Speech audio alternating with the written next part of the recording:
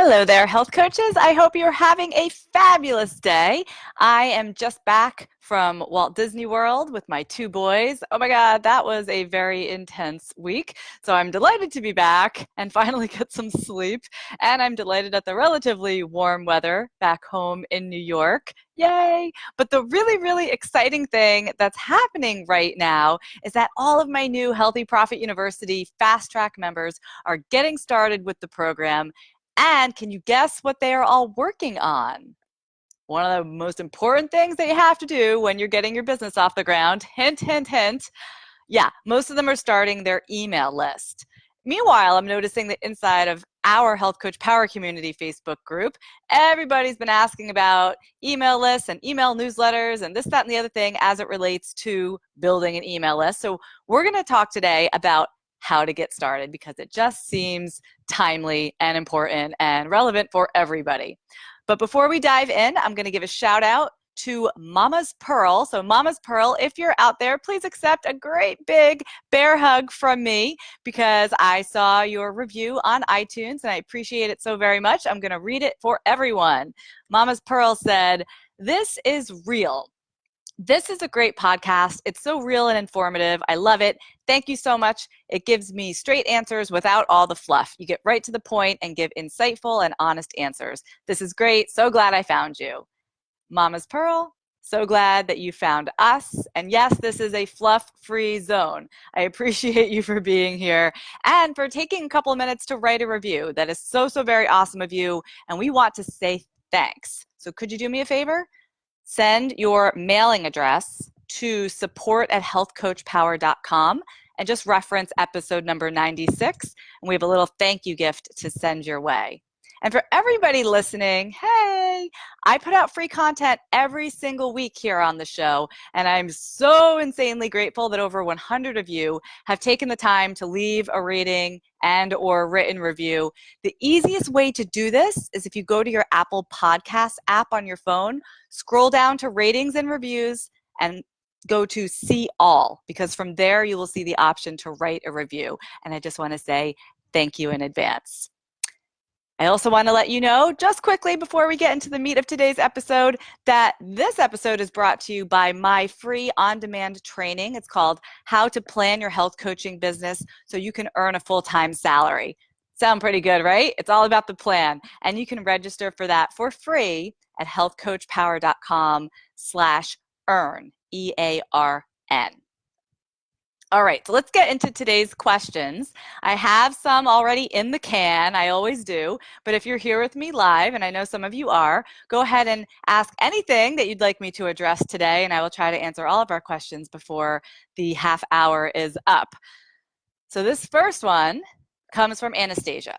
Anastasia said, question regarding mailing list etiquette. Let's say I've met someone in person, we've chatted, and they're interested in health, and I sent them my favorite recipe since their doctor told them to eat organ meats. Is it appropriate to add them to my mailing list? Or is this still over-assuming and they should explicitly take action to be on my mailing list? Bingo, Anastasia. They need to explicitly take action for you to put them on your mailing list. Even though you've had a conversation, even though you've shared a resource with them, they could think you are the best thing since sliced bread. But until they actually put themselves on your mailing list, that's not a kosher thing to do. What I will say, just like a little caveat to that, is when we are starting our mailing lists like from scratch, we all start with who we already know. So like your mom, your sister, your best friend, people who are in your very close circle. I feel it's appropriate to begin a mailing list with these people who are already somebody that you would email and you have a relationship with of that sort, if that makes sense. Still, a person that you have a conversation with, even if you shared a recipe with them, would not make the cut, even for your very first shot at building your email list. So we all kind of start with just who we know and who we have. But from there on out, anybody who joins your list has to take explicit action. So Anastasia, what I would probably do with this person is just ask, would you like me to put you on my mailing list? And you will receive and let them know what they're going to receive. And we'll talk more about that as we move along in today's episode. But thank you for asking that question. I think that comes up a lot. And now more than ever, the rules have become tighter and tighter around how and when it is appropriate to add somebody to your mailing list. So always make sure that you get their explicit permission. Okay, next comes from TJ. And TJ said, first of all, he said, I am so grateful to have found the podcast and now this group. I've listened to every single episode in the past month and I'm now on withdrawal. But, he says, I'm still super foggy on where the clientele reach is to begin a mailing list. So TJ, I hope I'm interpreting this question correctly. What I think you're probably saying is, okay, great, I'm ready to start my mailing list. How do I find people to put on my mailing list, right? That's a good question. It seems so obvious, right? Like, well, where are these people going to come from? We can't just, pluck them off the trees. They got to come from somewhere. So first and foremost, we have to know who we are targeting, right? Who is your target market? What kind of people do you want to find in the first place? And so then you kind of have two options. The first, and what I think your first step should be, is to go where these people are. You need to go find them. You need to figure out where they hang out, what they're already doing, and then you need to show up there in various ways. So one example of going where they are would be hosting a workshop or hosting an event or participating in an event where your target market is already hanging out. And I'll give you some examples. Let's say that you're targeting men who do CrossFit. Great.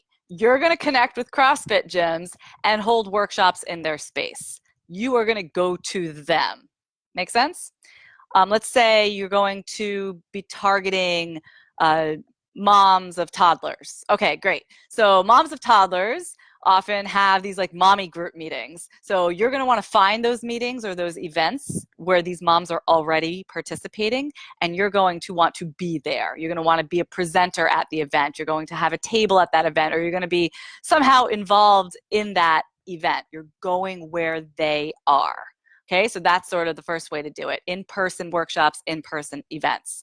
The other way to go where these people already are when you're talking about online spaces. So instead of like an in-person workshop at the CrossFit gym, you might find the Facebook group for, CrossFitters in your area or CrossFitters wherever, and participate in these Facebook groups in such a way that, again, you are going where they are. You're going and finding them. Another way to do that would be using Instagram hashtags. This is a little tricky, but if follow me here. Let's say, again, you're targeting men who do CrossFit. Maybe they're hashtagging themselves as, I don't know what the hashtag would be, whatever, CrossFit workout or something like that. Or maybe they are also, when they go on Instagram, they're following those hashtags, right? You would want to be following those hashtags and looking for your men there. So these are ways that you can go online and find your people. You could also, bear with me, TJ, there are just so many ideas here. But another way that you could do it is find a publication, and this could be a print publication or it could be an online publication, and get yourself in there as a contributor. It's not that hard. You'd be surprised to write a column for the local paper, or finding a blog and being a guest contributor, something like that. You can be writing articles where your target market is already going, where they're already consuming content. Another way to do that, different medium, is to get yourself booked as a podcast guest. Look for shows, again, that your target market is already listening to. Those are the shows that you would want to be on. So those all fall into the category of go to them, go where they are. First of all, who are they? Second of all, go there, okay? And then the other way to do it, and this is a little bit of a longer path, it's not usually my first recommendation, but it's something to think about because it definitely works, is to get them to come to you. This is where you build a platform around a particular type of person who's trying to solve a particular type of problem, right? So you want to create a platform, create a community, create content that's going to start bringing the right people to you. So I'll give you an example of one of our Healthy Profit University members created a Facebook group recently all around her target market. And it's so specific, it's so niche, and it's something that she knows very, very well, that within like days, weeks, she's getting members joining spontaneously. And you can't do that if you start a Facebook group that's just like healthy living too broad. But if you really narrow in on a specific target market, this can work. Now she's got this booming Facebook group, and from there, they are applying to work with her. So you can create the platform and have people kind of come your way. I suggest doing a bit of both, going where they are and having them come to you. But if I was going to start somewhere, I'd start with those workshops. I hope that's helpful. Here's a question from Danielle. She said, I'm starting Hashimoto's program, but only have a few friends with Hashimoto, so I don't know how to start my list. I don't want to add folks who don't have Hashimoto's. Do I? Okay, so this is kind of the same question that I just answered. Sorry, I'm just reading this on the fly, so I don't have these always prepared in advance. But it's the same idea, Danielle. You're going to want to go where people go when they have Hashimoto's. So it could be the endocrinologist. It could be Facebook groups aimed at this sort of woman. It could be events, related events, online events. I mean, there's a lot going on in the thyroid space right now. So I would definitely look for those Instagram hashtags. I would definitely look for those Facebook groups. I would definitely go also where you think people with Hashimoto's might go kind of intuitively, right? They're not feeling great. Maybe they're not going to CrossFit, but maybe they are going to yoga, right? So you could potentially hold workshops and find these people in a yoga space. It's just an example. But you can sort of broaden your thinking to think, okay, a woman like this, what is she probably doing? Where is she probably hanging out? And if you go there and offer something, likelihood is that you're going to find her. Okay, that is a little less targeted than going like to the Hashimoto's like Facebook groups, but absolutely can work. So all of those are available to you, as well as what I already talked about, articles, podcasts, et cetera, et cetera. Good question though. Okay, let's see. What do I have next here? Aha, this is a very good one. This one came from Anna, and Anna said, all right, coaches, are newsletters dead? I hear conflicting info, and I want to know your best ideas for bringing monthly value to your email list. If not a newsletter, what? So Anna, first of all, I want to refer you and anyone else who's wondering about this to episode number 14 of the podcast.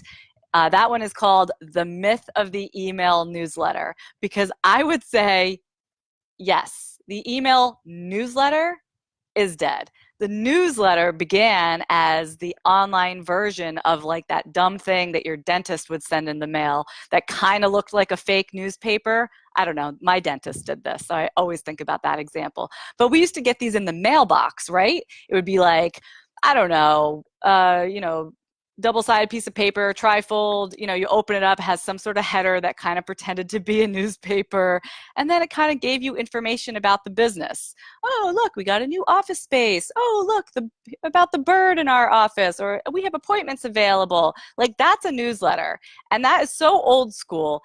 It's so funny, because then when everything moved online, people took that format and tried to just put it online. Okay, but who is sitting there and like reading lengthy stuff in their inbox? They're really not. They're usually thumbing through their inbox like when they're standing in line at Starbucks. So we want our emails to be concise. We want them to have one main call to action, one main topic, and not like 14 different pieces of news within one email. Because then what happens is people just go, ugh, this is too much, delete. Instead, I'm a big fan of having an email that's very direct. It has, like I said, one call to action, one topic, and give somebody a way to take action that they are not confused about. And they can consume it, again, in a very quick read. I keep doing this with my thumb because this is just somebody scrolling on their phone, kind of half looking at it, kind of half doing something else. So we have to write emails differently based on how the content is being consumed. It's very different than when something was coming in the mail and maybe someone is opening up all their mail and going through it, and maybe 20 years ago someone was actually reading a newsletter. Okay, so the email newsletter is dead, but email marketing is not dead at all. Email marketing is very, very effective. And if you're suggesting here, Anna, that you would be sending your email to your list monthly, which is fine. You might also send every other week, or I send mine every week. The way to bring value is to bring value. content, something that is useful, something that is applicable to their lives. It doesn't even have to be content, something like a recipe, that kind of thing. It could just be that you write something that is hilarious. I get emails from people who I have no intention, maybe, of ever buying anything from, but then they send me the funniest emails and they make me laugh, and then I want to hear from them again, and then I have eventually bought something from them. Personality goes a long, long way when you think of value. So there's so many different ways to deliver that value. But this really, for me, comes back to creating regular content. And the way that I structure this in my business is that every week I create content. I'm creating content right now, okay? We're creating content once a week. And then I use that content as the basis for what I'm going to send to my email list, for what I'm going to post to social media, for what I'm going to post to YouTube or wherever. We distribute that piece of content across all mediums. So rather than just thinking about like, oh, I have to write an email from scratch, I need a topic for my email, I would encourage you to think about creating regular content on whatever platform feels best for you, whether it's a blog or it's a video or it's a Facebook video or a Facebook post or an Instagram thing, whatever it is, some piece of original content monthly or weekly or whatever your schedule is going to be, and then just have your email reflect that. Tell your list about it. Share something personal with your list and why you created this content, whatever it is, and share it with them. And that is, for me, the most effective way to use my email list without creating like so much extra work for myself. I hope that's helpful. And that kind of relates to the question that I have here from Esther. Esther says, would you mind sharing how often you post your content? Like, what's your schedule? Blog once a week, email every month, etc. So like I just mentioned, when you're first starting out, it's hard, right? Like it just feels really, everything feels hard when it's new. So I usually recommend once a month for anybody who's new to the scene, right? And then you can work your way up. Like I said, now I do once a week for all my communications. So I would, if I'm going to be in a once a month schedule, what that would mean is that once a month, Esther, there's a new blog post, just one. And once a month, there's an email to the list that spawns from that blog post, right? So you're not creating two different things. You don't have two different schedules going on. It's just like there's content that I create on a regular basis, and then I sort of blast it out to my audience in every way possible, every way known to man. And if you're only sending an email once a month, what I would probably do is send it out to my list, right away. The content's fresh, it's new, it's on the blog or whatever. If you have a podcast, it's a new podcast episode. Send that out to your list, and then 2 weeks later, because there's a whole month in between that and your next email, I would resend it to unopens. And that's a function that you can use inside of any of the email services out there. Resend to unopens. Because you know how it goes. People get busy. They just delete. They didn't even open the emails because they're just trying to clear out their inbox. We all do it. That doesn't mean anything personal. It doesn't mean they didn't want to look at it. They just don't have time that day. So that's one way to just get more out of your content, is put it in front of them again a few days or a few weeks later. Okay, so I hope that is helpful for you. Let's see what other questions I have here. I have one that I picked up out of our Facebook group that came from Anne. And Anne says, has anyone had a client who is on so many supplements that at times I'm not sure where to start with her? The supplements are adding too many variables to the mix. I thought this was an interesting question, Anne, because first of all, it speaks to a client who's already in some fashion, at least trying, like involved with their health. They obviously know about supplements. They're interested in the supplements. And yeah, it's usually the other way around, right? Where their clients don't know anything, and then we're trying to like educate them on how to take care of themselves. So this is sort of the opposite problem. It could be something else too. It could be like a client who thinks they know everything about exercise, but what you see from where you sit is like, that might not be the right exercise for you. It's really, really important that we let the clients lead the dance. So my question would be, is she asking you for help with the supplements? Or is she even like putting this on the table? or are you putting this on the table? Because you may be right in the grand scheme of things, but it's really not our place as coaches to tell someone to start or stop their supplements. It's kind of like a no-fly zone. So if I were to, and actually this happens all the time, clients will like write this like list of all these different supplements that they're taking, and sometimes I'm like, what the heck is that? You know? So the best thing you could do is just have this conversation with her. And this is what I do with my clients. I'll say, oh, well, you know, tell me about such and such supplement that you're taking, or tell me about this probiotic. How is that working for you? What have you noticed since you started taking it? And they'll usually say something like, I don't know, which I think is so funny. And it's true. A lot of times we start taking a supplement, we have no idea what it's doing for us. So occasionally they will be able to tell me, oh yes, I felt much better once I started this. Cool. But usually they say, I don't know. And then I don't have to say anything. They usually start thinking all on their own, I wonder if I need to be taking this. And they might initiate that conversation. Does that make sense? I think that's a much safer way to go about it than for you to just go, I think you're taking too many supplements and I would stop XYZ. Most of my clients are smart enough, they put the pieces together, especially if then working together, we're making other changes. Sometimes I might like casually add like, it's a lot of variables. How, you know, it'll be hard to know what's working when there are so many variables. And almost always they will say, well, gosh, I'm taking these 5 things. These supplements cost $1 million. Maybe I will nix X, Y, and Z and then see how it goes. And I will always say, that's a great idea. Talk to your doctor. It's always about talk to your doctor whenever it comes to people starting, stopping, changing doses, anything like that. But please, for the love of God, let your client lead the dance. Do not start prescribing or taking things away on your own. That's not what we want to be doing as coaches. Okay. Question here. This one comes from, I hope I'm pronouncing your name correctly. Is it Katya? Katya? Okay, hopefully I got that right. And now we're going on a bit of a tangent, talking about something slightly different. I love these Q&As because the questions just kind of come in and out of left field and I'm just like, bang, bang, bang, bang, bang.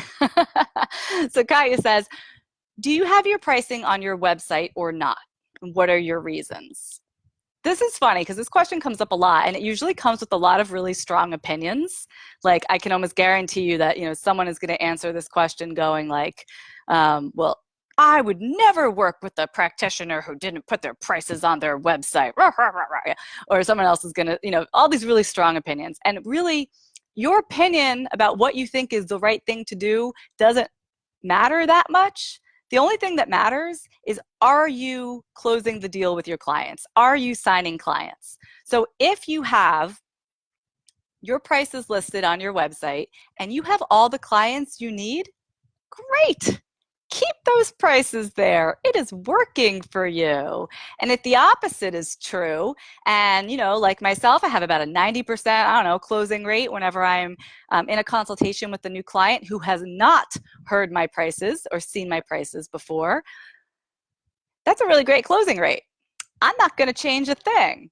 So I'm going to ask you to step outside yourself. And it's not really about like what you perceive to be the right thing to do or what you think you would or wouldn't pay for, because you don't know. It has a lot to do with what the service is and who the person is and what your problem is. Hey, if I have like a really horrible problem that I'm trying to solve and you're willing to get on the phone and talk to me about it, I might not be sure I can afford your services or even know what you offer, but I'm going to be so grateful to like have that avenue and somebody who's going to listen and talk it out with me. I'm going to take you up on the phone call, right? And like, yes, it might mean at the end of the day that I can't afford that person's services, but again, if it is a big enough problem and I find somebody who can solve that problem for me, really think about that. Think about your own life. Doesn't have to be health related. What is like a big problem that you are dealing with right now? And if someone could just fix it for you, most people will come up with the money. People who say, I can't afford it, people who say, I would never pay that, it's not a big enough problem for them. And that's what it really comes down to. So personally, Katya, I do not put pricing on my website, mostly because I am setting the stage for this sort of idea. The idea being it is a privilege to work with me. Not everybody does. I do not work with any, Tom, Dick, or Harry that walks through the door. I only work with certain people who I feel connected to, who I know I can help, and I only make offers to those people. Somebody else comes in, they're not a good fit, whatever, they're just a tire kicker, I'm not even going to make them the offer. I'm not like Walmart. I'm not selling tchotchkes to anybody who walks through the door, right? Working one-on-one is sort of an exclusive VIP situation. And so that's how I sort of frame, I don't necessarily use those words, but anyone who wants to work with me has to jump through a few hoops. They have to complete an application. They have to schedule a phone call. If they're willing to do those things, it's very likely they're going to be interested in paying whatever I'm asking for. And if they're not willing to go through those hoops, we don't even have to get on the phone. Doesn't matter, because it's probably just not a good fit. They don't need my help that badly. So anyway, long way of saying, do what's working for you, but no, I do not put pricing on my website. Bruce is saying, hi, Michelle. I'm finally getting started with HPU. I enrolled, but I don't know what to do first. Where do I begin? Oh, my goodness. So for those of you listening who don't know what HPU is, it's Healthy Profit University. That's what I mentioned earlier in the episode. We have a whole group that is getting started right now. And Bruce, you are going to want to log into the member portal and go to the thing that says, start here or do this first. But thanks for showing up for the Q&A today. And Diana's saying, Michelle, your longer hair is gorgeous. Thank you, Diana. I know, it just keeps growing and growing. That's what happens when you eat healthy food, right, guys? And she says, thank you for this encouragement. You are so very welcome, everybody. And thank you for joining me today. I will be back next week. So keep asking great questions inside our Facebook group, and I will keep answering them. I'll see you then. Take care.